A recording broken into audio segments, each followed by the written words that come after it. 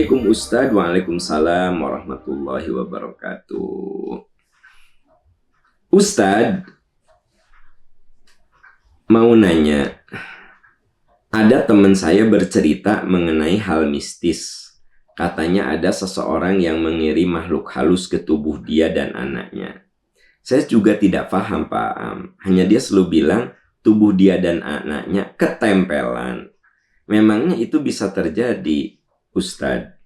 Lalu katanya memanggil Ustadz untuk proses mengusir makhluk halus tersebut. Padahal katanya teman saya suka sholat dan ngaji. Bagaimana itu?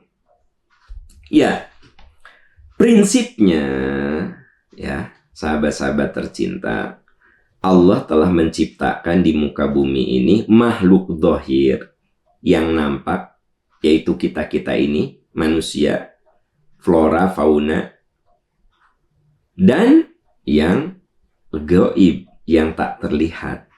Nah, makhluk gaib itu ada dua. Ada malaikat, ada jin. Innahu yarakum min haitsu la tarawnahum. Itu sifat dari makhluk gaib. Mereka bisa melihat kamu, kamu nggak bisa melihat mereka. Nah, jin itu salah satu makhluk gaib. Ada yang bilang katanya ada orang yang ngirim, ya, mau mencelakakan. Itu namanya sihir. Ada nggak sihir? Ada sihir itu. Makanya kita disuruh berlindung kepada Allah dari kejahatan tukang sihir, berarti sihir itu ada. Qul a'udzu birabbil falaq min syarri ma khalaq wa min syarri ghasiqin idza waqab wa min syarri naffatsati fil 'uqad. Aku berlindung kepadamu dari kejahatan wanita-wanita tukang sihir yang meniup-niup buhul. Ini isyarat bahwa sihir itu suka pakai media, ya, ada medianya, ada media boneka lah, ada media benda apa gitu. Ini kalau kita lihat di surat Al-Falaq. Nah, jadi sihir itu ada. Nah, namun saudara-saudaraku tercinta, Anda dan kita semua nggak usah takut.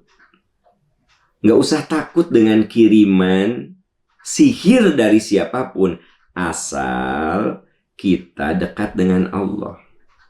Innahu laisa lahu sultanun 'alal ladzina amanu wa 'ala rabbihim yatawakkalun. Sesungguhnya jin yang jahat, setan, laisa lahu sultan, tidak punya kekuatan kepada orang beriman dan bertawakal.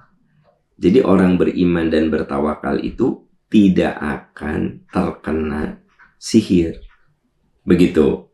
Innama sultanuhu 'alal ladzina yatawallawnahu walladzina hum bihi musyrikun. Kekuatan sihir itu akan kena kepada orang yang menyekutukan Allah. Oleh sebab itu, sekiranya ada orang yang kena sihir, nggak usah manggil dukun, nggak usah diruqyah, tingkatkan saja amal soleh, dia hilang sendiri. Rajin baca Quran. Makanya ketika ayat bicara tentang pengaruh atau kejahatan sihir itu, fa idza qara'tal qur'ana fasta'id billahi minasyaitonir rajim. Bila kamu baca Quran, berlindunglah kepada Allah dari setan yang terkutuk. Ini isyarat, saudara-saudaraku tercinta, bahwa kita dengan rajin baca Quran, setan itu nggak nyaman ada di tubuh kita. Karena itu kalau orang diruqyah kan dibacakan ayat-ayat Quran, benar nggak? Tapi kalau Anda diruqyah oleh orang, oleh ustadz, oleh siapapun, maka Anda bergantung kepada orang yang meruqyah. Nah, nanti si setan tuh nyerang lagi, ruqyah lagi, nyerang lagi, ruqyah lagi. Saran saya bukan diruqyah. Saran saya tingkatkan iman dan takwa Anda. Maka Anda sedang meningkatkan daya tahan iman. Begitu daya tahan iman muncul, menguat, setan itu keluar dari Anda. Nah, ini yang dijelaskan di surat An-Nahl yang tadi saya sampaikan. Innahu laisa lahu sultan.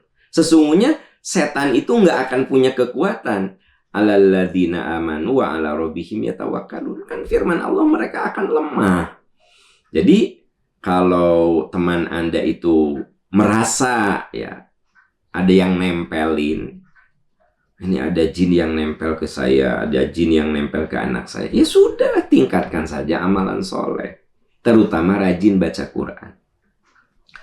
Makanya ciri bahwa orang itu diperbudak setan salah satunya males banget baca Quran. Karena setan itu paling takut kalau dibacakan Quran. Rajin baca Quran, rajin sholat sunnah, ya kan gitu. Katanya kalau dengar azan setan tuh lari. Makanya ada orang yang kesurupan suka diazanin. Karena memang setan itu kalau dengar azan tuh dia menjauh dari suara azan. Kalau mendengar Quran dia jauh dari yang mendengar, dari bacaan Al-Quran. Ada istri baca Quran, kata suaminya, udah malah baca Quran wae tuh. Nah, berarti dalam tubuh suami itu aya setan. Jadi kalau Anda mendengar orang baca Quran tuh nggak nyaman, ya, nggak nyaman aja kalau dengar baca Quran. Nah, berarti di tubuh kita itu memang ada setan. Untuk mendeteksinya, ya, kalau misalnya gini, di tubuh saya ada jin nggak sih? Kan Anda bertanya tentang jin yang nempel, kan pertanyaan Anda begitu. Tahu nggak uji cobanya? Coba kalau ada yang baca Quran, nyaman nggak? Kalau nggak nyaman, ya, bahkan ingin menjauhi, nah, memang benar. Berarti di tubuh orang itu ada jinnya. Karena jin itu kan bisa masuk dalam diri seseorang, yaitu lewat sihir gitu. Makanya kita berlindung min syarri nafathati fil uqad, dari kejahatan tukang sihir. Nah, ada yang kena sama sihir, si jin jahat itu masuk ke diri kita. Ya, uji cobanya apa? Kalau Anda dengar Quran nggak nyaman, nggak enak, terus bawaannya malas kalau wudhu. Nah, jadi wudhu itu teman-teman bisa membuat kita jauh dari setan. Makanya kita dianjurkan untuk tajdidul wudhu, selalu punya wudhu, ya. Walaupun kita tidak sedang sholat, jauh dari sholat, ya, jam 9 itu Anda sudah sholat duha, mau ke duhur kan masih 3 jam, Anda punya wudhu, gitu. Nanti pas mau sholat, wudhu lagi. Makanya kalau orang sedang marah, itu kan setan masuk pada dirinya. Nabi nyuruh apa? Wudhu kan? Gitu. Jadi kalau kita marah, diem. Kalau diem masih marah juga, wudhu. Kenapa? Karena wudhu itu bisa menyebabkan setan yang ada di tubuh kita nggak nyaman. Sholat, ya, itu bisa menyebabkan setan yang ada di tubuh kita nggak nyaman. Baca Quran menyebabkan setan yang ada di tubuh kita nggak nyaman. Datang ke majelis taklim, ya, menyebabkan setan yang ada di tubuh kita nggak nyaman. Kalau datang ke majelis ilmu, majelis taklim, begitu, ya. Nah, makanya walaupun ada yang bingung kenapa banyak ibu-ibu datang ke majelis taklim, ibu datang aja terus ke majelis taklim. Jadi orang kalau dalam dirinya ada setan itu bahkan bingung kenapa orang bisa datang ke majelis taklim, gitu. Nah, saudara-saudaraku tercinta, kembali ke pertanyaan Anda, itu kalau memang benar ya teman Anda itu katanya dikirimi jin sampai nempel gitu, nggak usah diruqyah, nggak usah datang, apalagi datang ke dukun dikeluarin, malah jadi syirik itu. Jadi gimana? Baca Quran, tingkatkan ibadah-ibadah sunnah, sering datang ke majelis ilmu, ya kan, gitu. Tingkatkan iman dan takwa kita. Dia lepas sendirinya. Dia tidak akan nyaman ada dalam diri kita. Ya, wallahu a'lam bishawab.